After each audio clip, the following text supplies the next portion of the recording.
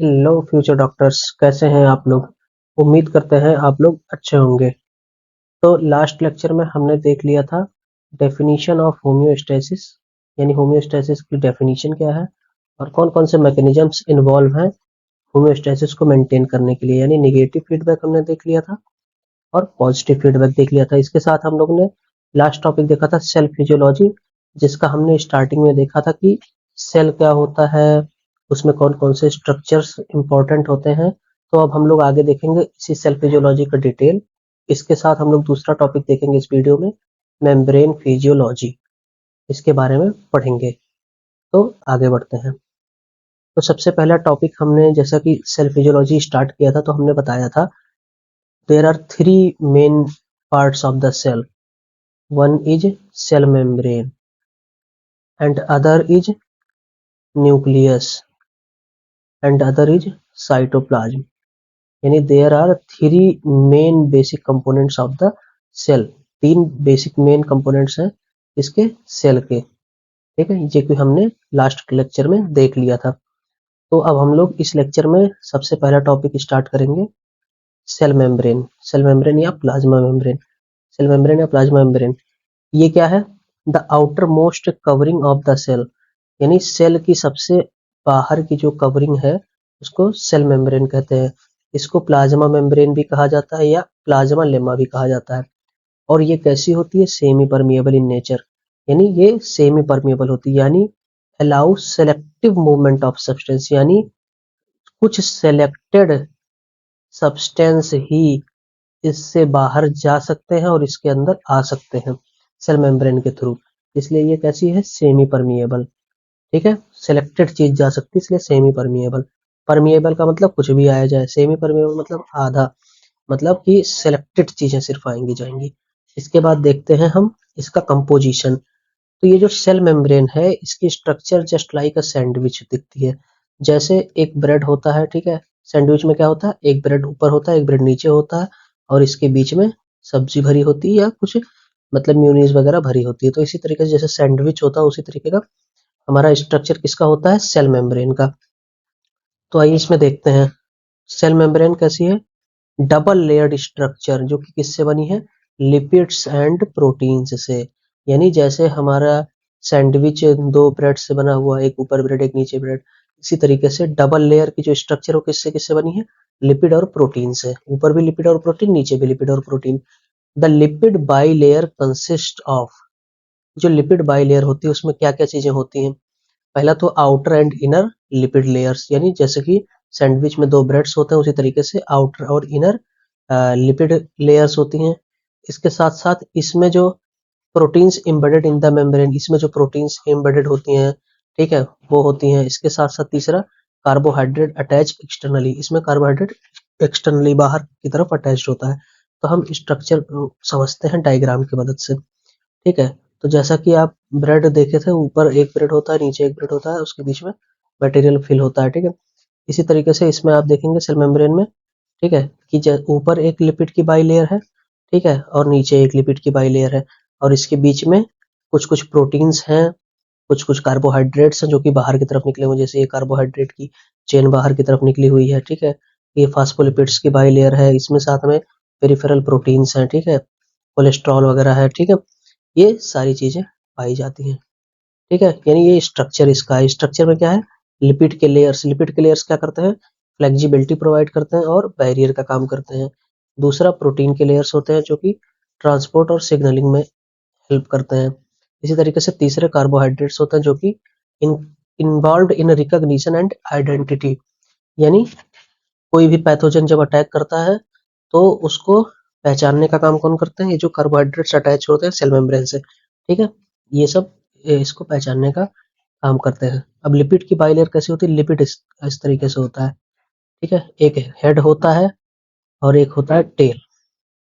इसी तरीके से सेल मेम्ब्रेन की स्ट्रक्चर होती है, ठीक है। ये क्या है? हेड हो गया और ये क्या हो गया? टेल हो गया। इसके बारे में अब आगे देखते हैं हम सेल मेम्ब्रेन की क्या क्या फंक्शंस है। सेल मेम्ब्रेन में क्या क्या फंक्शंस है? ये क्या करता है? Regulates passage of substances in and out of the cell, यानी कोई भी चीज सेल के बाहर कैसे जाएगी, सेल के अंदर कैसे आएगी, इस चीज को क्या करता है, रेगुलेट करता है। इसी तरीके से maintains selectively permeability for nutrients and waste. जाहिर सी बात है, सिलेक्टिवली परमिएबिलिटी बनाए रखती है कि कुछ सिलेक्टिव न्यूट्रिएंट्स ही आ सकते हैं या कुछ वेस्टेज जा सकते हैं।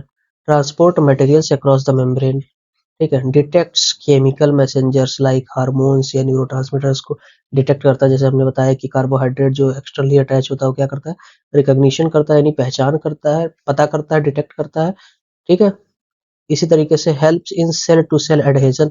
जैसे मान लेते हैं ये एक सेल है, तो सेल की जो आउटर मेम्ब्रेन है, इसी तरीके से दूसरे सेल की आउटर मेम्ब्रेन है, तो सेल को सेल से एडहेस करने का, यानी जोड़ने का, helps in cell to cell adhesion, ये किसका काम होता है, सेल मेम्ब्रेन का, ठीक है। ये क्या करता है, मेंटेन्स सेल के शेप को और स्ट्रक्चर को बना के रखता है।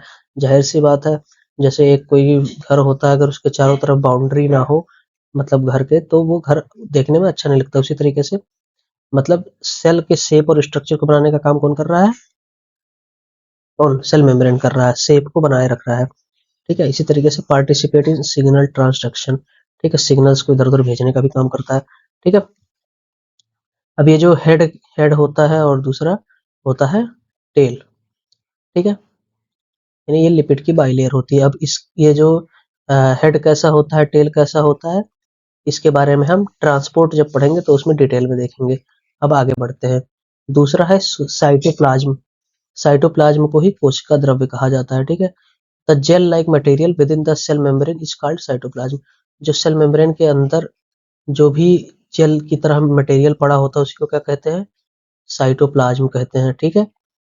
इट एक्सक्लूड्स न्यूक्लियस, यानी न्यूक्लियस को छोड़ करके, ठीक है, पूरे सेल में जो भी चीज है वो क्या है, साइटोप्लाज्म है। न्यूक्लियस यानी बीच में एक सेल होगा, बीच में न्यूक्लियस होगा, ठीक है। तो न्यूक्लियस को छोड़ करके उसके अलावा जितने भी स्पेसेस बचे उसमें से क्या होता है, साइटोप्लाज्म होता है, या उसी को साइटोसॉल भी कहते हैं। तो साइटोसॉल और प्लस न्यूक्लियोप्लाज्म। अब देखो ये क्या कहना चाह रहे हैं कि जैसे ये एक सेल है, ठीक है, सेल के अंदर न्यूक्लियस है, तो न्यूक्लियस में क्या भरा होता है, न्यूक्लियोप्लाज्म भरा होता है, और जो सेल के अंदर भरा होता है ये क्या भरा होता है, साइटोसॉल भरा होता है, ठीक है। तो ये जो न्यूक्लियोप्लाज्म है और ये साइटोसॉल, इन दोनों को मिला करके क्या बनता है, प्रोटोप्लाज्म, यानी जितना भी पूरा लिक्विड प्रेजेंट है सेल के अंदर उसको क्या बोलते हैं, प्रोटोप्लाज्म, ठीक है। अब इसमें साइटोप्लाज्म में क्या क्या सब्सटेंसेस होते हैं, सबसे पहला तो साइटोसॉल होता है, यानी जो फ्लूइड का प्रोपोर्शन है लगभग उसमें क्या क्या 80 टू 90% वाटर होता है। कुछ एंजाइम्स होते हैं, कुछ सॉल्ट्स होते हैं, न्यूट्रिएंट्स होते हैं एंड ऑर्गेनिक मॉलिक्यूल्स होते हैं। इसी तरीके से इसके अंदर सेल ऑर्गेनेल्स होते हैं। सेल ऑर्गेनेल्स में मेम्ब्रेन बाउंड या फिर नॉन मेम्ब्रेन बाउंड स्ट्रक्चर्स होते हैं जिनके कुछ स्पेशल फंक्शंस होते हैं। यानी ऐसे ऑर्गेनल्स होते हैं, या तो मेम्ब्रेन बाउंड ऑर्गेनल होंगे या नॉन मेम्ब्रेन बाउंड ऑर्गेनल्स होंगे। तो आइए आगे बढ़ते हैं। तो सबसे पहले देखते हैं साइटोसॉल। साइटोसॉल क्या है, ये फ्लूइड है, fluid matrix that supports and surrounds the organelles. ऐसा फ्लूइड मैट्रिक्स जो ऑर्गेनल्स को सपोर्ट करता है और सराउंड करता है। जाहिर सी बात है ये सेल है, सेल के अंदर न्यूक्लियस, इसके अलावा इसमें कई सारे ऑर्गेनल्स हैं, तो ऑर्गेनल्स के चारों तरफ क्या भरा हुआ है, साइटोसॉल भरा हुआ है, फ्लूइड फ्लूइड मैट्रिक्स, ठीक है। इसमें क्या क्या आता है, इट कंटेन्स, इसमें वाटर होता है, डिजॉल्व सब्सटेंस होते हैं, कुछ ऑर्गेनिक मॉलिक्यूल्स होते हैं। तीसरा पॉइंट क्या कह रहा है, act as the site for many metabolic reaction, ठीक है, पोजीशन, ठीक है। यानी ये जो साइटोसॉल है बहुत सारे मेटाबॉलिक रिएक्शन की पोजीशन के लिए एक साइट का काम करता है, ठीक है। आगे बढ़ते हैं। अब आगे हम देखते हैं कि सेल का स्ट्रक्चर दिखता कैसा है, उसके बारे में देखते हैं कि क्या क्या है, ठीक है। तो जैसा कि हमने बताया कि सेल में आउटर में क्या होता है, सेल के आउटर में सेल मेम्ब्रेन होता है, या फिर प्लाज्मा मेम्ब्रेन होता है, ठीक है। और बीच में जो फ्लूइड भरा होता है उसको क्या बोलते हैं, साइटोसॉल या साइटोप्लाज्म बोलते हैं, ठीक है। इसी तरीके से न्यूक्लियस में जो भी ये लिक्विड यहाँ पर भरा हुआ है उसको क्या बोलते हैं, न्यूक्लियोप्लाज्म बोलते हैं।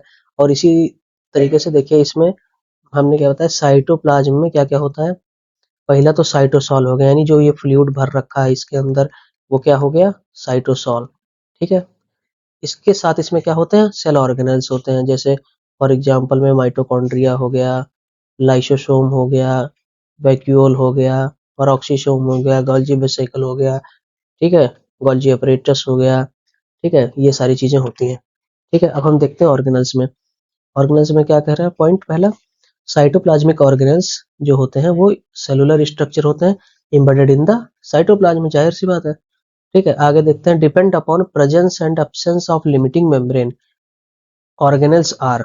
लिमिटिंग का मेम्ब्रेन का मतलब कि जो भी मेम्ब्रेन उस ऑर्गेनल को सराउंड कर रही है, तो प्रेजेंस है या अब्सेंस है, यानी वो मेम्ब्रेन प्रेजेंट है या मेम्ब्रेन अब्सेंट है। कौन सी मेम्ब्रेन, लिमिटिंग मेम्ब्रेन। ठीक है, तो ऐसे कौन कौन से ऑर्गेनल्स हैं जिसमें लिमिटिंग मेम्ब्रेन यानी मेम्ब्रेन प्रेजेंट है यानी मेम्ब्रेन बाउंड है, और कौन से विदाउट मेम्ब्रेन के हैं, मतलब नॉन मेम्ब्रेन बाउंड। ठीक है, तो एंडोप्लाज्मिक रेक्टिकुलम ईआर, दूसरा गोल्जी एपरेटस, तीसरा लाइसोसोम, चौथा पेरोक्सिसोम, पांचवा सेंट्रोसोम एंड सेंट्रियोल्स, छठा माइटोकॉन्ड्रिया, सातवां secretary vesicles and last nucleus. ठीक है, ये सारे ऐसे ऑर्गेनल्स हैं जो सेल के अंदर हैं, और ये कैसे हैं, लिमिटिंग मेम्ब्रेन यानी मेम्ब्रेन बाउंड ऑर्गेनल्स है। इसके अलावा नॉन मेम्ब्रेन बाउंड कौन कौन से हैं, राइबोसोम्स हो गए, ये नॉन मेम्ब्रेन बाउंड है। इसके अलावा जो साइटोस्केलेटन हो गया वो भी नॉन मेम्ब्रेन बाउंड है, उस पर कोई मेम्ब्रेन नहीं। अब आगे देखते हैं structure and functions of cell organelles. ठीक है, तो सबसे पहला हम देखेंगे एंडोप्लाज्मिक रेक्टिकुलम यानी कि ईआर। एंडोप्लाज्मिक रेक्टिकुलम दो तरह का, rough endoplasmic reticulum and smooth endoplasmic reticulum. Rough endoplasmic reticulum को ग्रैनुलर एंडोप्लाज्मिक रेक्टिकुलम भी कहते हैं। ग्रैनुलर क्यों कहते हैं, क्योंकि इस एंडोप्लाज्मिक रेक्टिकुलम के, रफ एंडोप्लाज्मिक रेक्टिकुलम पर क्या होते हैं, राइबोसोम्स प्रेजेंट होते हैं। ये जो आपको येलो कलर के स्पॉट्स दिख रहे हैं क्या है, राइबोसोम्स, यानी राइबोसोम्स के प्रेजेंट होने के कारण इसको रफ एंडोप्लाज्मिक रेटिकुलम बोलते हैं या ग्रैनुलर एंडोप्लाज्मिक रेटिकुलम बोलते हैं। इसके साथ इसमें दूसरा हो गया स्मूथ एंडोप्लाज्मिक रेटिकुलम या ए ग्रैनुलर या ट्यूबुलर एंडोप्लाज्मिक रेटिकुलम, क्योंकि इसमें ट्यूब्यूल्स के फॉर्म में ये होता है, तो इसको क्या बोलते हैं हम, smooth endoplasmic reticulum, just like tubules, इस तरीके से ट्यूब्यूल्स के फॉर्म में है। ठीक है, तो smooth endoplasmic reticulum, smooth endoplasmic reticulum में कोई भी राइबोसोम्स नहीं प्रेजेंट है, तो ये ए ग्रैनुलर होता है। ठीक है, it is the endoplasmic reticulum with rough bumpy और बीड लाइक अपीयरेंस। ठीक है, क्यों बीड लाइक अपीयरेंस है, क्योंकि यहाँ पर क्या प्रेजेंट है, राइबोसोम्स। इसी तरीके से it is the endoplasmic reticulum with smooth appearance, इसमें स्मूथ अपीयरेंस होता है क्योंकि राइबोसोम्स एब्सेंट है, नहीं है। ठीक है, अब इसका फंक्शन क्या है, रफ एंडोप्लाज्मिक रेटिकुलम क्योंकि उस पर राइबोसोम्स प्रेजेंट है, तो राइबोसोम्स क्या करते हैं, प्रोटीन का सिंथेसिस करवाते हैं। इसके साथ साथ degradation of worn out organelles, जो ऑर्गेनल्स खराब हो गए हैं, ठीक है, या कोई किसी भी गड़बड़ी हो गई है, तो उसको डिग्रेड करते हैं यानी खत्म करते हैं। ठीक है, इसके साथ साथ स्मूथ एंडोप्लाज्मिक रेटिकुलम क्योंकि इसमें राइबोसोम्स एब्सेंट है, तो ये क्या करता है, लिपिड्स का फॉर्मेशन करता है और स्टेरॉइड्स का फॉर्मेशन करता है। और इसका रोल किसमें है, सेलुलर मेटाबॉलिज्म में, सेलुलर मेटाबॉलिज्म में हेल्प करता है। Storage and metabolism of calcium carbonate, ठीक है, and detoxification of toxic substances का डिटॉक्सिफिकेशन कराता है। इसके बाद हम देखते हैं दूसरा सेल ऑर्गेनल कौन सा, गोल्जी एपरेटस। गोल्जी एपरेटस को गोल्जी बॉडी भी कहते हैं, गोल्जी कॉम्प्लेक्स भी कहते हैं।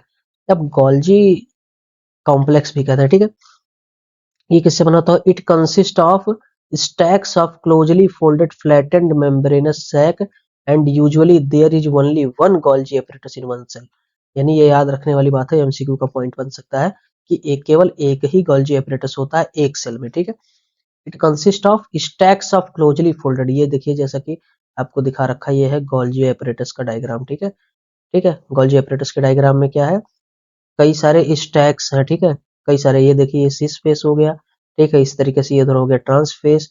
ठीक है, ये कई सारे स्टैक्स, ये अलग अलग स्टैक्स ऐसे जुड़े हुए हैं एक दूसरे से। ठीक है, स्टैक्स के फॉर्म में, यानी ये अलग अलग सिस्टर्नी है। ठीक है, ये क्या है, closely folded flattened membranous sac है। ठीक है, कई सारे, इन सबको मिला करके क्या बनता है, गोल्जी एपरेटस या गोल्जी कॉम्प्लेक्स या गोल्जी बॉडी।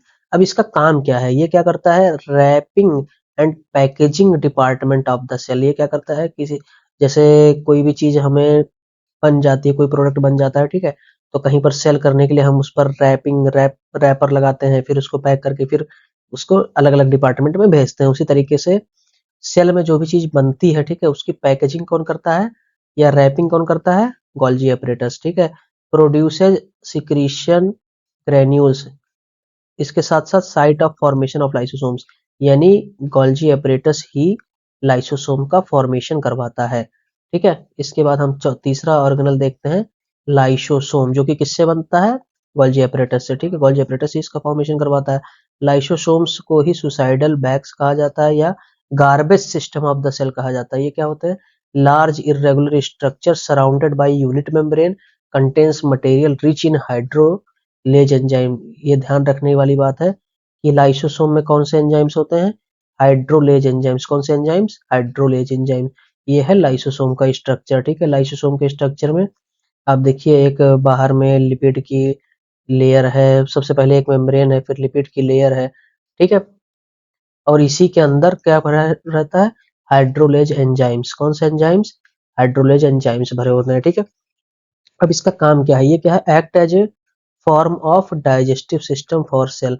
ये क्या करता है, सेल के लिए डाइजेस्टिव सिस्टम का काम करता है। यानी ये क्या करता है, डिग्रेडेशन ऑफ मैक्रोमोलिक्यूल्स को नष्ट करता है, degradation of worn out organelles जो खराब हो गए उसको नष्ट करता है, removal of excess of secretory product, जो ज्यादा कोई चीज सिक्रेट हो गया तो उसको भी खत्म करता है। ठीक है, या even when a cell dies lysosomal enzymes cause autolysis of remnant.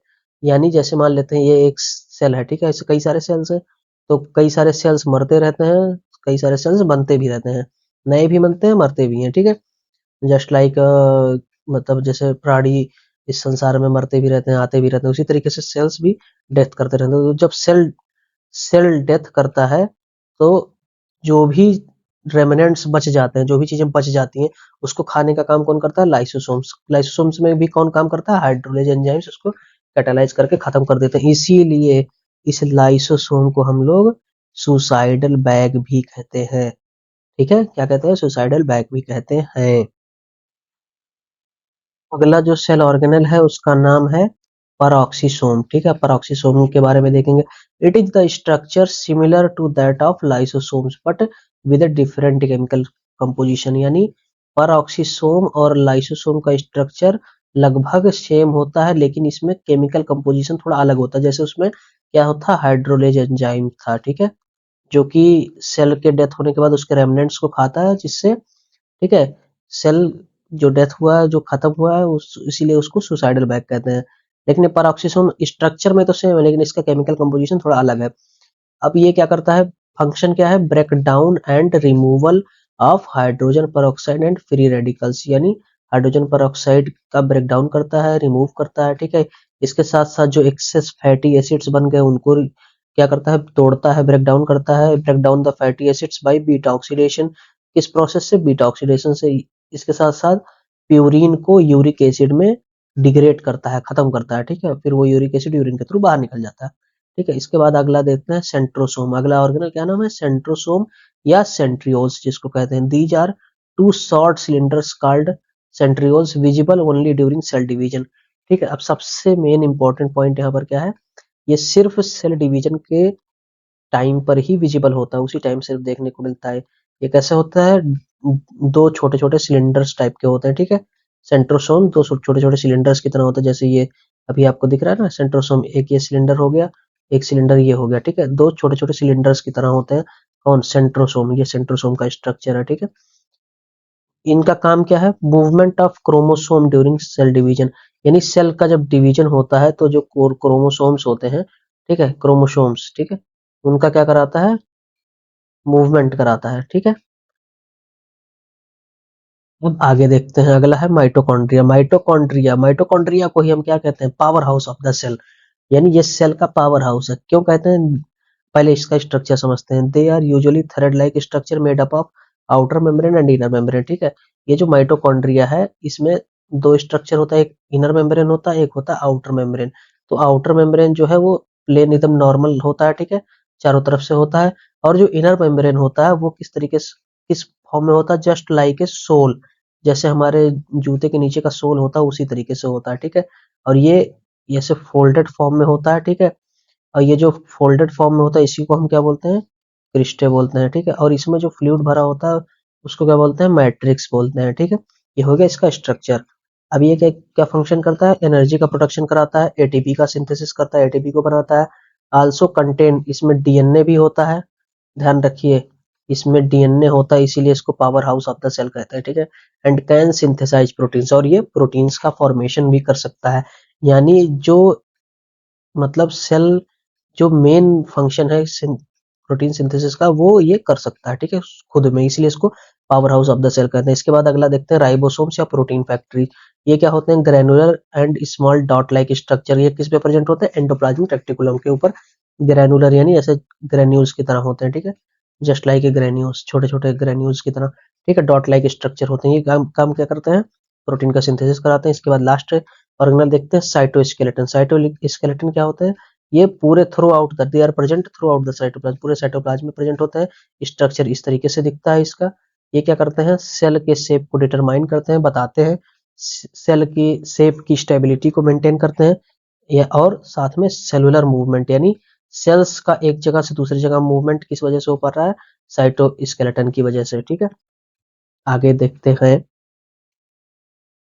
अगला टॉपिक है न्यूक्लियस, ठीक है, इसके बारे में देखते हैं। जैसा कि हमने अभी क्या क्या पढ़ लिया, सबसे पहला हमने सेल मेम्ब्रेन पढ़ लिया, ठीक है। इसके बाद हमने दूसरा क्या पढ़ लिया? साइटोप्लाज्म पढ़ लिया। अब हम तीसरा टॉपिक देख रहे हैं, वो है न्यूक्लियस, यानी अब हम न्यूक्लियस के बारे में पढ़ने जा रहे हैं, ठीक है। तो आगे देखते हैं। अब न्यूक्लियस क्या है, पहले इसको इरेज कर देते हैं, फिर आगे देखते हैं, ठीक है। तो न्यूक्लियस क्या है? Nucleus is a membrane bound spherical और oval shaped organelle found in eukaryotic cell. अभी ध्यान देने वाली बात है, न्यूक्लियस सिर्फ कौन से सेल्स में प्रेजेंट होता है? Eukaryotic cells. यानी अब मैंने आपको स्टार्टिंग में तो नहीं बताया, लेकिन अभी बता देते हैं कि सेल कितने टाइप्स के होते हैं। सेल दो टाइप्स के होते हैं। पहला होता है यूकैरियोटिक, कैसा? यूकैरियोटिक। दूसरा होता है प्रोकैरियोटिक, ठीक है। जो प्रोकैरियोटिक सेल होता है उसमें न्यूक्लियस नहीं पाया जाता है, जो यूकैरियोटिक सेल्स होते हैं उसमें न्यूक्लियस पाया जाता है, ठीक है। यानी न्यूक्लियस जिसमें प्रेजेंट हो उसको क्या बोलेंगे? Eukaryotic cell. जिसमें न्यूक्लियस अब्सेंट हो उसको क्या बोलेंगे? प्रोकैरियोटिक सेल, ठीक है। और ये कैसा होता है? मेम्ब्रेन बाउंड होता है, स्फेरिकल स्ट्रक्चर। और यही न्यूक्लियस को क्या बोलते हैं? सेंटर ऑफ द सेल, ठीक है, सेल का सेंटर कहते हैं। जैसे ब्रेन क्या है? Central part of the body, ठीक है, सेंटर ऑफ द बॉडी। इसी तरीके से न्यूक्लियस जो है वो सेंटर ऑफ द सेल है, ठीक है। Acts as the command centre of the cell, storing and protecting the cell's genetic material DNA, ठीक है। ये क्या है? कमांड सेंटर की, यानी कमांड सेंटर की तरह काम करता है, command centre of the cell. और क्या करके रखता है? स्टोर करता है इंफॉर्मेशन को, किसके फॉर्म में? जेनेटिक मटेरियल डीएनए के फॉर्म में। प्रोकैरियोट्स में absent होता है, जिसमें DNA lies free in the cytoplasm. अब देखिए, क्योंकि प्रोकैरियोट्स में न्यूक्लियस ही नहीं है, तो न्यूक्लियस ही नहीं है तो जो डीएनए है, क्योंकि हमने बताया कि न्यूक्लियस के अंदर ही जो है डीएनए होता है, जिसमें जेनेटिक मटेरियल डीएनए होता है, जिसमें सेल्स की पूरे मतलब इंफॉर्मेशन स्टोर होती है, ठीक है। इसी तरीके से प्रोकैरियोट्स में चूंकि वहां न्यूक्लियस ही नहीं है, तो फ्रीली डीएनए कहाँ पर पड़ा रहेगा? फ्रीली कहाँ पर डीएनए पड़ा रहेगा? डीएनए कैसा होता है? डबल हेलिकल स्ट्रक्चर होता है, ठीक है। ये कहाँ पर पड़ा रहेगा? साइटोप्लाज्म के अंदर फ्रीली पड़ा रहेगा। अब आगे देखते हैं। अब ये देखिए न्यूक्लियस का स्ट्रक्चर। तो न्यूक्लियस के स्ट्रक्चर में क्या होता है? सबसे बाहर क्या होता है? Nuclear envelope. इन्वेलप मतलब न्यूक्लियर मेम्ब्रेन होती है, ठीक है। और इसी न्यूक्लियर मेम्ब्रेन में छोटे छोटे पोर्स पाए जाते हैं, जिसको न्यूक्लियर पोर बोलते हैं, ठीक है। अब न्यूक्लियस के भी अंदर, न्यूक्लियस का जो सेंट्रल पार्ट है उसको क्या बोलते हैं? न्यूक्लियोलस। यानी न्यूक्लियस के भी अंदर जो सेंटर पार्ट है वो क्या है? न्यूक्लियोलस। और जो इसमें फ्लूइड भरा हुआ है न्यूक्लियस के अंदर उसको क्या बोलते हैं? न्यूक्लियोप्लाज्म, ठीक है। आगे देखते हैं क्या क्या स्ट्रक्चरल कंपोनेंट्स हैं। पहला है न्यूक्लियर मेम्ब्रेन, दूसरा है न्यूक्लियोप्लाज्म या कैरियोप्लाज्म इसको बोलते हैं, तीसरा है न्यूक्लियोप्लाज्म, सॉरी ये रिपीट हो गया दो बार। अगला देखते हैं, इसके बाद क्रोमोसोम्स होते हैं, क्रोमैटिन होता है, ठीक है। अब आगे समझते हैं एक एक करके। तो सबसे पहला हम देख रहे हैं न्यूक्लियर मेम्ब्रेन।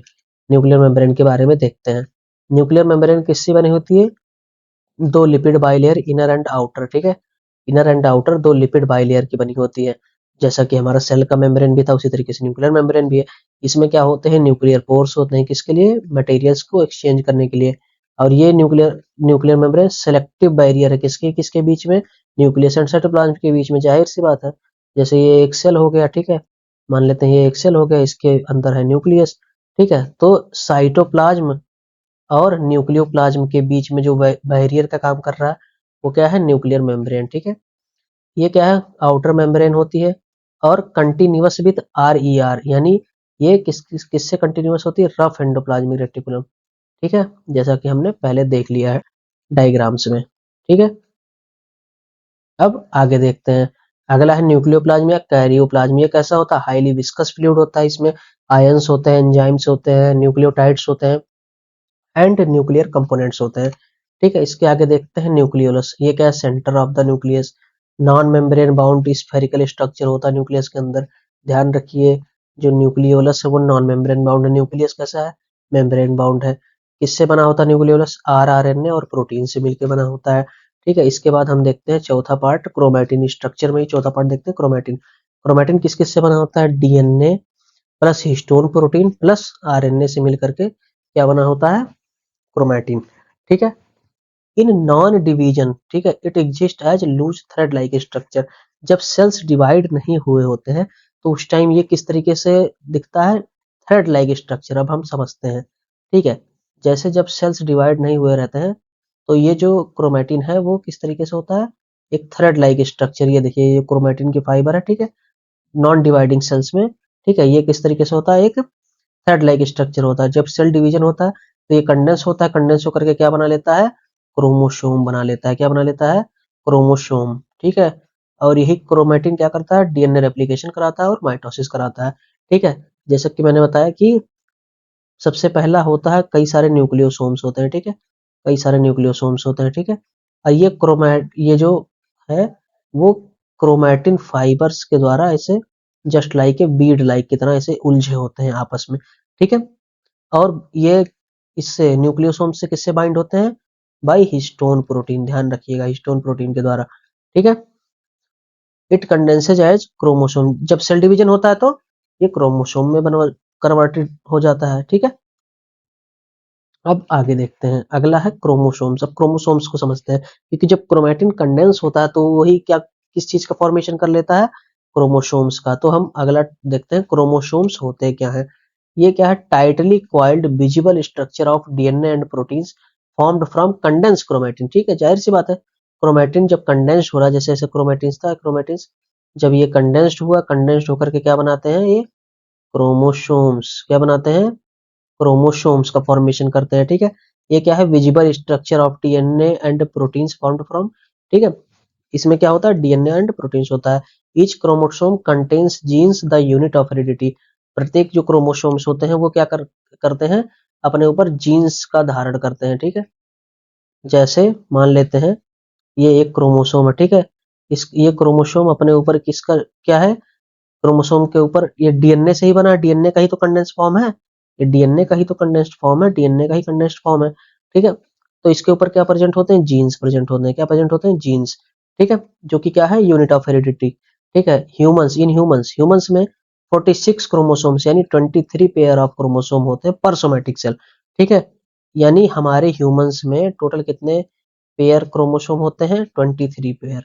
कितने, 23 पेयर। सोमैटिक सेल मतलब बॉडी की जो सेल होती है उसको सोमैटिक सेल बोलते हैं। ठीक है, तो there are 23 pairs of chromosomes, जिसमें 22 पेयर्स क्रोमोसोम्स जो होते हैं वो ऑटोसोम्स होते हैं, और एक पेयर उसमें सेक्स क्रोमोसोम होता है, जिसमें एक्स एक्स फीमेल के लिए और एक्स वाई मेल के लिए होता है। ठीक है, अब आगे बढ़ते हैं। आगे देखते हैं हम लोग, DNA के बारे में समझते हैं। DNA का फुल फॉर्म क्या है, डीऑक्सी राइबो न्यूक्लिक एसिड। ठीक है, ये कैसा होता है, डबल हेलिकल स्ट्रक्चर होता है, जो कि किससे बना होता है, न्यूक्लियोटाइड्स से मिलकर के बना होता है। Stores all genetic information used for growth, reproduction, metabolism and function.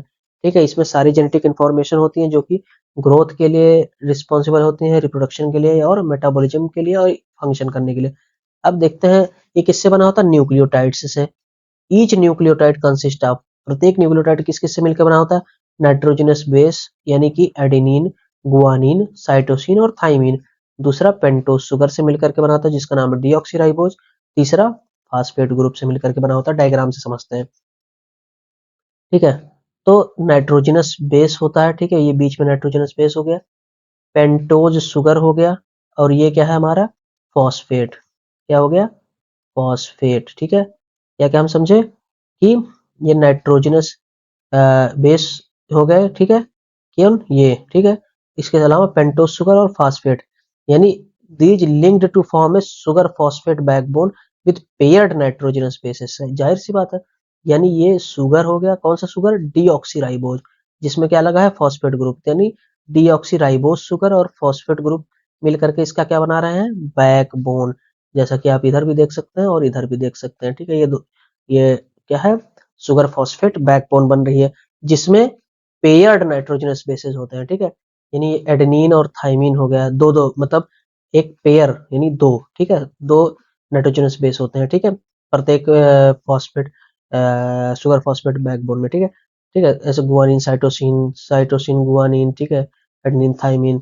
अब एडेनिन और थाइमिन के बीच में दो हाइड्रोजन बॉन्ड पाए जाते हैं, जैसे कि आप देख सकते हैं, एक हाइड्रोजन बॉन्ड ये, एक हाइड्रोजन बॉन्ड ये, और गुआनिन और साइटोसिन के बीच में तीन हाइड्रोजन बॉन्ड पाया जाता है, ठीक है।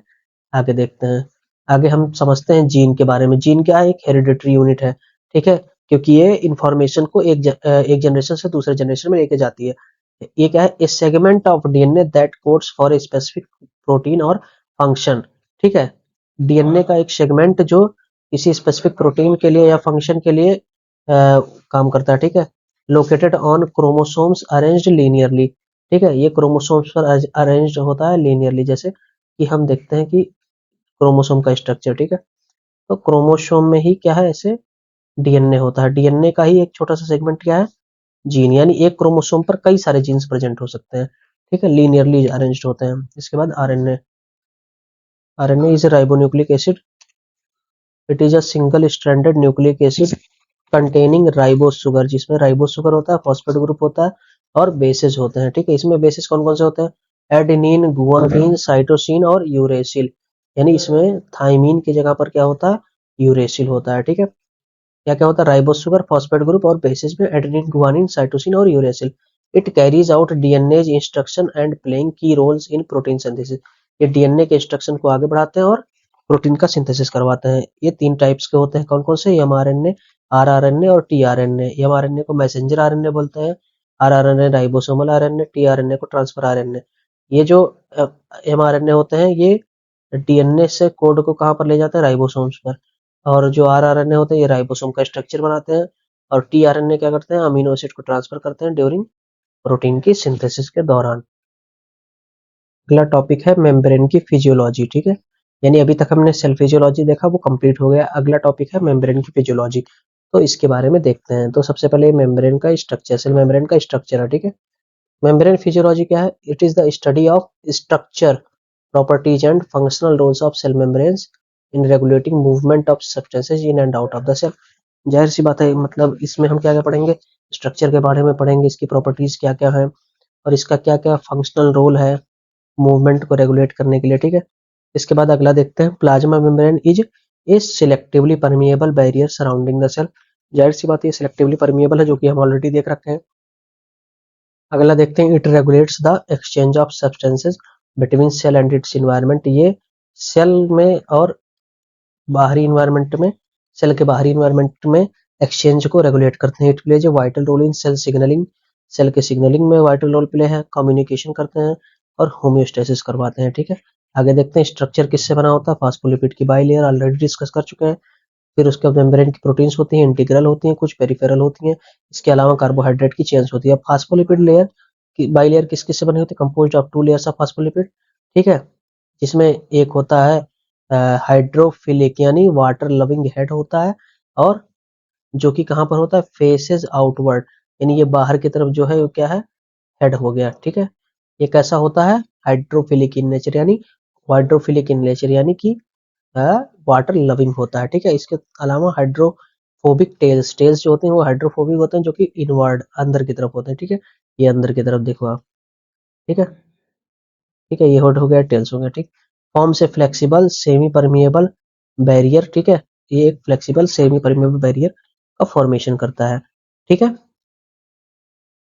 आगे देखते हैं, मेम्ब्रेन में कौन कौन से प्रोटीन्स होते हैं, इंटीग्रल होते हैं, कुछ पेरिफेरल्स होते हैं, ठीक है। सबसे पहला होता है चैनल प्रोटीन।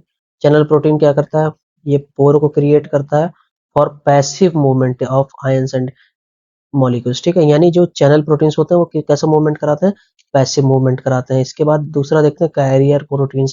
कैरियर प्रोटीन्स क्या कराते हैं, ये एक्टिव मूवमेंट भी कराते हैं, पैसिव मूवमेंट भी कराते हैं। ये क्या करते हैं अपने शेप को चेंज करके, ऐसे प्रोटीन्स होते हैं, ठीक है, ऐसे लिपिड की बाइलेयर है, ठीक है, लिपिड की बाइलेयर, ठीक, इसी तरीके से ये लिपिड की बाइलेयर, लिपिड की बाइलेयर, लिपिड की बाइलेयर, और इसी के अंदर एम्बेडेड होते हैं, ठीक है, जो इंटीग्रल प्रोटीन्स होते हैं, ठीक है, ये कैरियर प्रोटीन्स होते हैं, ये अपना शेप चेंज करके एक्टिव या पैसिव मूवमेंट करवाते हैं। इसके अलावा पंप प्रोटीन्स होते हैं जो कि एटीपी का यूज करते हैं, सब्सटेंसेस को कंसंट्रेशन ग्रेडियंट के अगेंस्ट लेके जाते हैं, यानी लोअर कंसंट्रेशन से हायर कंसंट्रेशन की तरफ लेके जाते हैं। इसके बाद देखते हैं रिसेप्टर प्रोटीन्स, जो कि हार्मोन्स या सिग्नल से बाइंड होते हैं और ये सेल रिस्पॉन्स को ट्रिगर करते हैं। अगला होता है रिकॉग्निशन प्रोटीन, जो कि helps immune system identify cells, ठीक है, यानी इम्यून सिस्टम में ये रिकॉग्निशन प्रोटीन्स की वजह से ही आइडेंटिफाई हो पाता है कि ये सेल्स हमारे खुद के हैं या किसी और के हैं, तो इस हिसाब से हमारे इम्यूनिटी वर्क करता है, ठीक है। अगला होता है एडेशन प्रोटीन्स, जिसकी वजह से एक सेल दूसरे सेल से जुड़ पाता है और साइटोस्केलेटन से भी जुड़ पाता है, ठीक है। अगला देखते हैं तीसरा, कार्बोहाइड्रेट के चेन्स होते हैं जो कि प्रोटीन या लिपिड के आउटर मेम्ब्रेन के सरफेस पर होते हैं, ठीक है। ये क्या करते हैं, सेल की पहचान करवाते हैं, इसी से पहचान होती है कि एक कौन सा सेल है, इसी की वजह से इम्यून रिस्पॉन्स आ पाता है, क्योंकि इसमें ग्लाइकोप्रोटीन्स हो गई, ग्लाइकोलिपिड्स हो गए, ठीक है, ये किसी कार्बोहाइड्रेट्स में, ठीक है। अब प्लाज्मा मेम्ब्रेन का फंक्शन देख लेते हैं। ये क्या करता है, प्रोटेक्ट करता है और सेल कंटेंट्स को अलग करता है, ठीक है। कंट्रोल्स एंट्री और एग्जिट ऑफ सब्सटेंसेस, यानी सिलेक्टिवली परमिएबल होता है। इसके अलावा फैसिलिटेट ट्रांसपोर्ट वाया प्रोटीन्स, ठीक है, प्रोटीन्स के द्वारा ट्रांसपोर्ट को फैसिलिटेट करता है। उसके बाद receives signals and initiate cell response को इनिशिएट करता है, ठीक है। आगे देखते हैं। अब ये जो मैकेनिज्म ऑफ, अगला टॉपिक है mechanism of transport of across cell membrane, यानी सेल मेम्ब्रेन के अक्रॉस कैसे कैसे ट्रांसपोर्ट होता है उसके बारे में ये हम लोग ये टॉपिक देखेंगे हम लोग नेक्स्ट लेक्चर में, क्योंकि लेक्चर काफी बड़ा हो गया है। आगे इसी के साथ थैंक यू।